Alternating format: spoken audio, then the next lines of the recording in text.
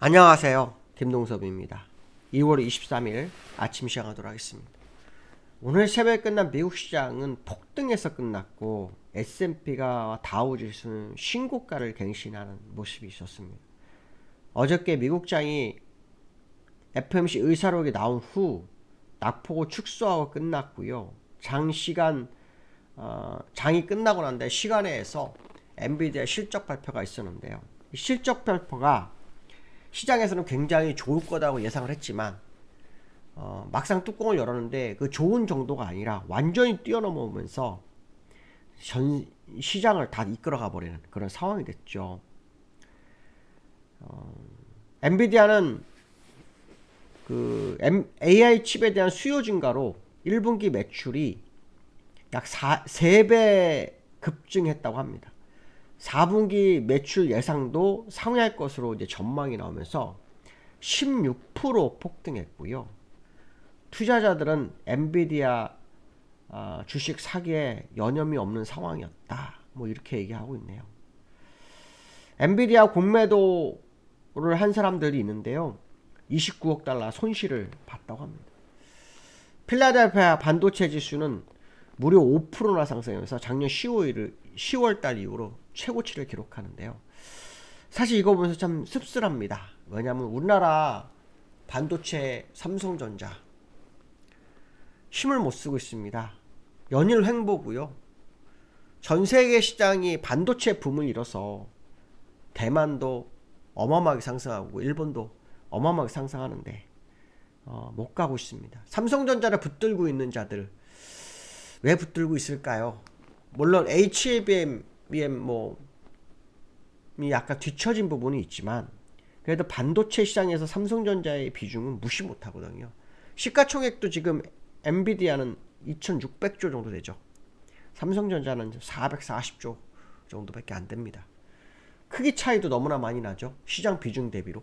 물론 엔비디아는 AI라는 새로운 분야에서 선두를 달리고 있지만 언제 이 반도체는 선두가 바뀔지 모르는 겁니다.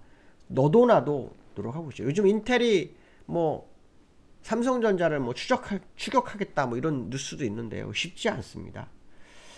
어쨌든 제가 이 말씀 왜 드리냐면 우리나라 시장이 지금 왕따입니다. 왕따. 어제도 아시아 시장 다 올라가는데 우리나라만 어설프게 올랐죠. 그저께도 아시아 시장 다 올랐는데 우리만 또 못 갔죠. 계속 삼성전자가 주가를 붙잡고 있고 2차전지가 주가를 붙들어두는 그런 모습이 있습니다. 변화가 조만간 있을 거로 예상이 되지만 너무 뒤처지면 나중에 다른 시장이 내려올 때는 더 빨리 내려가는 문제가 생길 수도 있겠죠. 삼성전자가 흐름이 상당히 중요한 순간이 아닌가 이렇게 보이네요. 전기차는 또 이 미국에서요 이렇게 고점을 이루는데요. 전기차는 또 빠졌어요. 리비안은 25% 빠졌고요. 루시도는 16% 빠졌습니다. 오늘 우리나라 또 2차 또 어떻게 될지 봐야 되겠는데요. 정말 문제가 많습니다. 국내장. 그래서 미국이 신고가를 갱신하고 전 세계가 신고가를 갱신하는 나라가 점점 수두룩하게 빡빡하게 늘어나고 있는데 우리나라는 아직도 바닥에서 기고 있는 이 모습이 좀 아쉽다. 그런 말씀 드리고 싶고요. 특히 우리나라는 윗끌림 만기로 인해서 시장을 계속 그 일정 구간에서 수익을 만들어가는 그런 모습이 참 많다 이렇게 말씀드리고 싶은데요. 미국장 얘기하면서 갑자기 우리나라 얘기를 얘기하게 된 것은 너무 아쉬워서 그렇습니다. 죄송하고요. 일단 필라델피아 반도체는 4.9%, 나스닥 2.9%, 다우산업 1.1% 정도 상승했습니다. 다우는 횡보하다가 다시 고가 갱신해버리죠. 제가 여기서 이거 의미 없다, 다시 갈 거다 그 얘기를 했었는데 역시 그렇죠. 나스닥도 오늘 올라서 며칠 전에 내린 거 다 복구, 그렇죠? 종가상 최고가, 그렇죠? 장중고가는 예지만 종가상은 예죠. 그래서 종가는 최고가를 기록하는 모습이 나왔죠. 필라델피아 반도체지도 작년 10월 이후로 또 새롭게 고점 형성도 5% 상승한 건 처음이죠. 또 그래서 또 다시 고점을 갱신하는 그런 모습이 있습니다. 원달러가 1328원에 끝났는데요. 여기에서는 1324원 5원 정도 거래가 됐던 걸로 제 기억을 하거든요. 그래서 사실 원달러는 금리 인상 외에는 원달러를 유지할 수 있는 게 별로 없어요. 근데 금리 인상은 지금 없는 상황이고요. 원달러는 장중한 때 1325원 정도까지 밀렸다가요. 지금 1327원 정도에 마감을 한 그런 상황이고요. 서부 텍사스 중진료는 약간 움직임이 있어요. 약간 움직이는데 뭐 그 추세를 돌파하는 상황은 아니고요. 그냥 그 자리, 제자리 걸음을 계속 하고 있는 상황이다. 이렇게 보시면 됩니다. 그래서 일단 전체적으로 시장은 엔비디아가 이끌어가는 그런 과정에 있다. 이렇게 생각하시면 될 것 같고요. 적어도 시장을 엔비디아가 앞으로 어떻게 될지가 되게 중요한데요. 저는 엔비디아가 아직도 많이 남았다 쪽에 포인트를 맞추고 있습니다. 이유는 아주 간단한데요. AI 칩이 시장에서 화두가 된 건 겨우 3개월밖에 되지 않았다는 겁니다. 그 얘기 무슨 말이냐면 아직도 창창한 시간이 남았기 때문에 올해 시장은 제가 예측을 해드렸지만 상당히 많은 상승이 있을 수 있는 시장의 모습이 있다라는 생각도 드는데요. 어떻게 될지는 좀 더 두고 봐야 될 것 같습니다. 두 번째로는 한은이요. 금통일을 했죠. 네, 금통일 했었는데요. 만장일치 동결 9개월 9번 연속으로 동결을 했어요. 시장에서는 뭐 12번 연속 동결 가능성까지 제기되고 있는데요.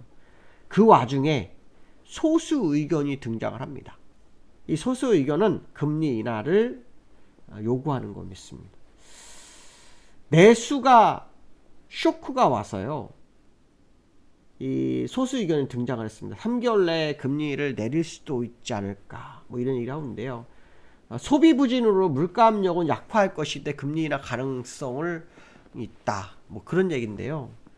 저는 미국이 금리 인하하는 게 확실하다고 믿기 때문에 우리나라가 한두 달 선제 공격을 해도 상관이 없다고 판단합니다. 지난번 제가 한번 그런 얘기 했죠. 우리나라 지금 너무 느린 상황이고요. 지금 정부에서도 그 주가 부양과 경기 부양을 해서 진짜 열심히 노력하고 있어요. 그러한 부분이 바로미터로 나타내는 게 주가거든요. 근데 주가가 멈춰 있잖아요. 주가가 올라가면 희한하게도 과거사를 보면요. 경기도 좋아집니다. 그러니까 금리 인하는 우리나라가 소수 의견이 아니라 필연적일 거다. 그래서 금리 인하를 우리는 금리라는 건요. 항상 문제가 뭐냐면 결과를 보고 금리 인하는 경우가 너무 많습니다. 그러니까 우리나라도 지금 미국의 금리 인하나 어떤 뭐 디플레이 이런 거 보고하려고 하는데 이거 잘못된 겁니다. 그러면 늦습니다. 옐런 그린스펀이 왜 잘했냐면 그 전에 금리 인상 인하를 통해서 시장을 조절을 해줬거든요. 그래서 이 20년 장기 집중을 했던 게 옐런 그린스펀인데요. 제가 볼 때 지금 한은은 금리 인하를 하는 것이 유리할 거라는 생각이 좀 들고 있습니다. 그래서 이 소수 의견 등장은 소수 의견으로 끝나지 않을 거다. 보통 소수 의견이 나오면은 2개월 내지 3개월 내내 금리 인하를 하는 경우가 있습니다. 소수 의견을 받아주는 경우가 꽤 많습니다. 그렇기 때문에 상반기에 금리 인하를 시동을 걸 수도 있지 않을까. 그런 해석도 한번 해볼 수 있을 것 같습니다. 세 번째는 일본 시장이 34년 만에 최고치를 기록하죠. 근데 국내장은 못 가죠.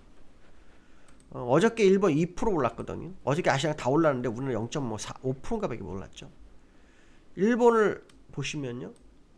신고가 갱신, 신고가. 그렇죠? 신고가 갱신하고 있습니다. 시장에서는 지금 39,000원이죠. 지수가 39,000원, 시장에서는 42,000원까지 갈 확률이 높다 그러죠. 그걸 아셔야 됩니다. 니케이가 42,000원이면 이 다우도 42,000원을 갈 수 있습니다. 거의 키높이 비슷하게 갑니다. 그 얘기가 나옵니다. 근데 이 공통점이 뭐냐면 반도체입니다.